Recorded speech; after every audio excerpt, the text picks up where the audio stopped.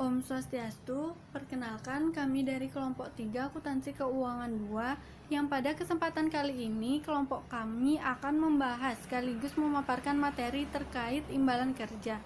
Sebelum kita memasuki pembahasan materi, alangkah baiknya saya selaku perwakilan kelompok 3 akan memperkenalkan diri sekaligus memperkenalkan beberapa anggota kelompok kami. Yang pertama, perkenalkan saya sendiri, Ayu Nabila, NIM 4 digit NIM terakhir saya 1225, dan ada rekan saya Yuli Wahyuni 4 digit terakhirnya 1019, ada Cahya Ningsi 4 digit terakhirnya 1115, ada Dwi Febrianti 4 digit terakhirnya 1197, kemudian ada Yuni Puspita 4 digit terakhirnya 1242, dan yang terakhir ada Putri Trisnayanti 4 digit terakhirnya 1311. Baiklah, adapun submateri dari bab imbalan kerja ini. Yang pertama ada jenis-jenis imbalan kerja, kemudian yang kedua ada imbalan kerja jangka pendek yang di dalamnya berisi definisi dan perlakuan akuntansinya. Kemudian yang ketiga ada pesangon yang di dalamnya berisi definisi dan perlakuan akuntansinya juga. Kemudian ada imbalan pasca kerja yang di dalamnya berisi definisi, perlakuan akuntansi, dan perbandingan program iuran pasti dengan program imbalan pasti. Baiklah, langsung saja masuk pada materi yang pertama, yaitu jenis-jenis imbalan kerja.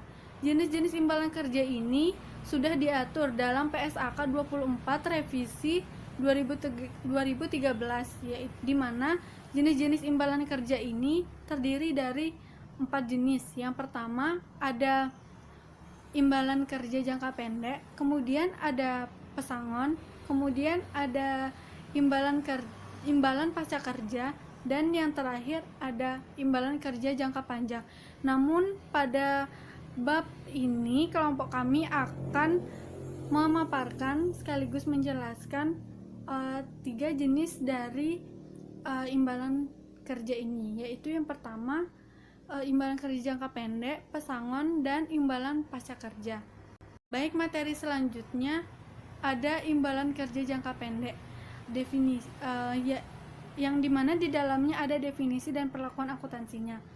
Nah, untuk definisi imbalan kerja jangka pendek ini, di mana imbalan kerja jenis ini pada umumnya biasanya diterima oleh karyawan, yang dimana pada umumnya bersifat jangka pendek. Dari namanya saja kita sudah bisa melihat bahwa imbalan kerja jenis ini bersifat jangka pendek. Imbalan kerja jangka pendek ini merupakan imbalan kerja yang diharapkan akan diselesaikan seluruhnya sebelum waktu 12 bulan setelah akhir periode pelaporan saat pekerja memberikan jasa. Nah, imbalan kerja jenis ini tidak mencangkup pesangon.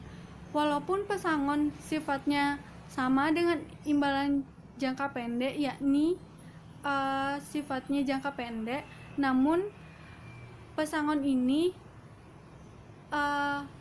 berakibat karena adanya pemutusan hubungan kerja. Sedangkan dalam imbalan kerja jangka pendek ini berakibat karena adanya pemberian jasa dari karyawan. Sehingga untuk pesangon sendiri perlu diatur secara khusus. Kemudian imbalan kerja jangka pendek pada umumnya meliputi gaji, upah, iuran, jaminan sosial, cuti berimbal, bagi laba dan bonus, atau imbalan lainnya seperti rumah dan kendaraan dinas. Baik, sekian pemaparan materi terkait jenis-jenis imbalan kerja dan definisi imbalan kerja jangka pendek dari saya. Selanjutnya akan dilanjutkan oleh rekan saya. Om Swastiastu. Baik, perkenalkan saya Dimade Yuni Puspita, NIM 18170521242. Di sini saya akan menjelaskan tentang perlakuan akuntansi imbalan kerja jangka pendek. Perlakuan akuntansi atas imbalan kerja jangka pendek sangatlah sederhana. Hal ini disebabkan karena selain tidak memerlukan perhitungan aktuaria, imbalan kerja ini bersifat jangka pendek sehingga tidak didiskontokan. Apabila terdapat imbalan yang terutang, maka akan diakui sebagai liabilitas. Perlakuan akuntansi khusus diterapkan pada cuti berimbalan dan bagi laba dan bonus. Cuti berimbalan adalah hak cuti yang memberikan kompensasi berupa imbalan. Cuti berimbalan ada yang dapat diakumulasikan, yaitu dapat digunakan di masa depan jika cuti tahun ini tidak diambil seluruhnya. Prinsipnya adalah perusahaan harus akui beban sebesar perakiraan.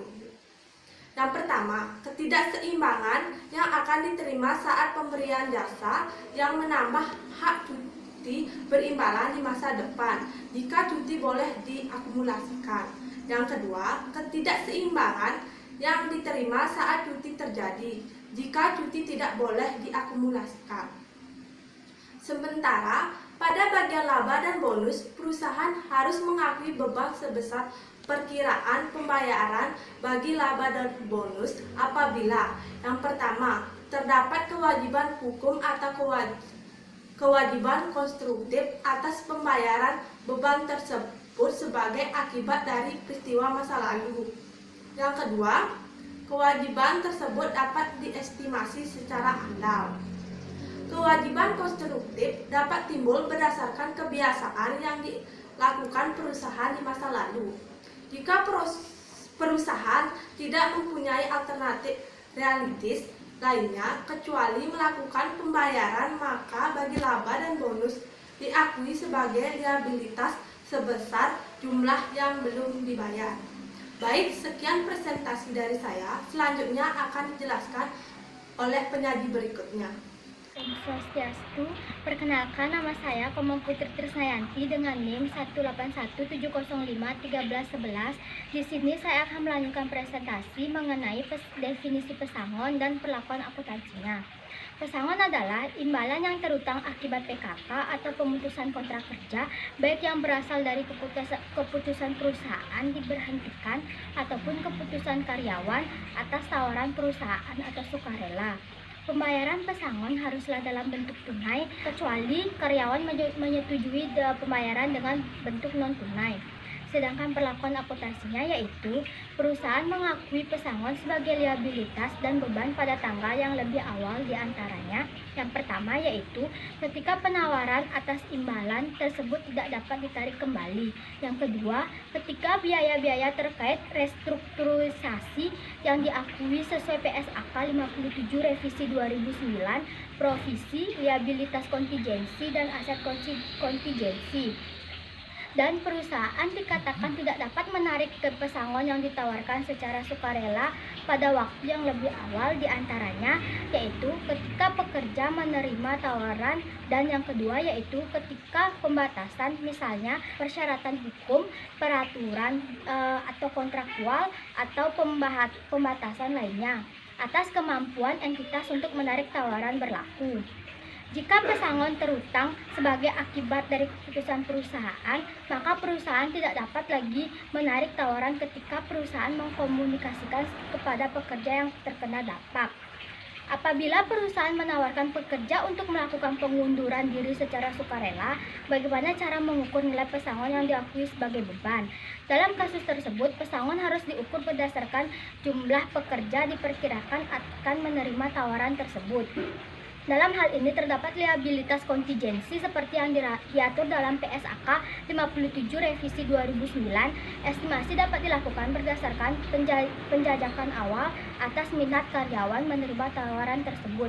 Sekian presentasi yang dapat saya sampaikan, akan dilanjutkan oleh teman saya. Di sini saya akan melanjutkan materi tentang imbalan pasca kerja. Imbalan pasca kerja adalah imbalan kerja yang disediakan perusahaan selain pesangon dan akan diberikan kepada pekerja setelah menyelesaikan masa kerjanya. Namun, imbalan pasca kerja tidak hanya mencakup pensiun, tetapi semua imbalan yang diterima karyawan setelah masa kerja selesai, seperti asuransi dan tunjangan kesehatan pasca kerja. Tetapi pesangon tidak termasuk imbalan pasca kerja. Sekian materi yang saya sampaikan, akan dilanjutkan oleh penyaji selanjutnya. Baik, di sini saya akan melanjutkan presentasi dari teman saya mengenai karakteristik imbalan pasca kerja. Berdasarkan Undang-Undang Nomor 11 Tahun 1992 tentang dana pensiun, disebutkan bahwa program imbalan pasca kerja harus dikelola terpisah oleh pemberi kerja atau perusahaan melalui suatu entitas khusus yang disebut dengan dana pensiun. Undang-Undang Nomor 11 Tahun 1992 juga menyebutkan bahwa dana pensiun ini harus berlandaskan pada asas pendanaan. Perusahaan dilarang atau tidak diperkenankan mencadangkan dananya untuk pembayaran iuran pasca kerja, tetapi perusahaan harus mencadangkan atau membayar iuran pasca kerja ini melalui suatu entitas khusus yang disebut dengan dana pensiun. Program iuran pasca kerja atau program imbalan pasca kerja berdasarkan karakteristiknya dapat dibedakan menjadi dua, yaitu program iuran pasti dan program imbalan pasti. Program iuran pasti adalah program di mana perusahaan hanya membayar sejumlah kesepakatan yang telah disepakati antara pemberi kerja dengan dana pensiun, yang berarti di sini perusahaan tidak memiliki kewajiban secara khusus untuk membayar iuran tersebut kepada dana pensiun. Sedangkan program imbalan pasti adalah di mana perusahaan berkewajiban untuk membayar seluruh kesepakatan yang telah dibuat antara pemberi kerja dengan perusahaan. Secara tidak langsung, perusahaan harus bertanggung jawab penuh terhadap pembayaran iuran dana pensiun, walaupun aset dari perusahaan tersebut mengalami penyusutan, perusahaan tetap menanggung risiko atas adanya dana pensiun ini. Program iuran pasca kerja melibatkan 3 subjek penting, yaitu pemberi kerja, dana pensiun, dan pensiunan atau pekerja yang sudah berhenti dari masa kerjanya. Pengolahan dana dalam dana pensiun ini sebagai berikut, yaitu pertama, pemberi kerja akan memberikan uangnya atau akan menyimpan uangnya di lembaga atau entitas dana pensiun. Kemudian dana ini secara tidak langsung akan berbunga dengan anggapan bahwa pemberi kerja berinvestasi kepada dana pensiun, sehingga pada akhir dari pekerjaan seorang karyawan akan mendapatkan pendanaannya secara berkala dan dikeluarkan oleh dana pensiun ini. Baik, sekian presentasi yang dapat saya sampaikan. Untuk materi selanjutnya akan disampaikan oleh teman saya.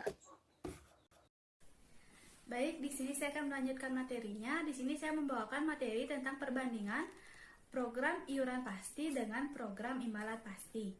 Langsung saja dilihat dari besaran iuran.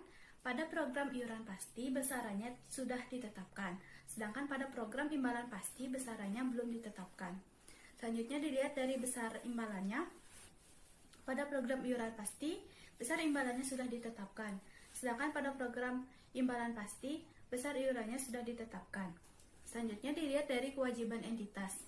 Pada program iuran pasti tergantung pada iuran yang telah disepakati, sedangkan pada program imbalan pasti tergantung pada imbalan yang disepakati. Selanjutnya dilihat dari segi risiko aktuaria.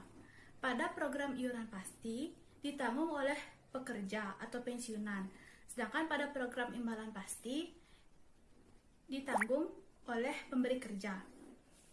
Selanjutnya dilihat dari segi risiko investasi. Pada program iuran pasti ditanggung oleh pekerja atau pensiunan, sedangkan pada program imbalan pasti ditanggung oleh pemberi kerja. Selanjutnya, dana atas program imbalan pasca kerja harus dipisahkan dari kekayaan perusahaan. Entitas dana pensiun dapat dibagi menjadi 2 jenis, yaitu yang pertama dana pensiunan pemberi kerja dan dana pensiunan lembaga keuangan. Baik, sekian tadi presentasi dari kelompok kami, semoga bermanfaat. Mohon maaf jika ada kesalahan dan saya mengucapkan terima kasih. Saya tutup presentasi dengan Prama Santi. Om Santi Santi Santi.